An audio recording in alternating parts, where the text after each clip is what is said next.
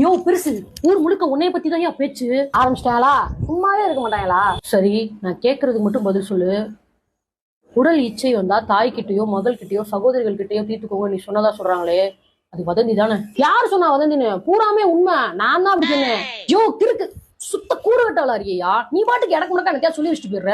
உனக்கு சப்போர்ட் பண்ணி வாயை திறக்க முடியல. பூரா பத்தி என் வசதி வாங்க வேண்டியதா இருக்கு. எதுக்கு அப்படி சொன்னேன்? அப்படிதான் சொல்லுவேன். 10 வயசு பிள்ளைல இருந்து பல்லு போன கிளை வரைக்கும் வயசு வித்தியாசம் பார்க்காம எல்லா பொண்ணுங்களையும் பாலியல் வன்புணர்வு செய்யறாங்க. அதனாலதான் அப்படி சொன்னேன். உன் வீட்லயும் அக்கா தங்கச்சி புள்ள அம்மா எல்லாம் இருப்பாங்கடா, அவங்ககிட்ட செய்ய வேண்டியதானே. சரியா தனியா சொல்லியிருக்க. ஆனாலும் இவ்வளவு ஹார்ஷா சொல்லனாலும் கொஞ்சம் அமைதியா சொல்லிருக்கலாம்ல. எப்படி அடுத்த வீட்டு பொம்பளை தொட்டா அது செய்தி, உன் வீட்டு பொம்பளை தொட்டா அது துக்கமா?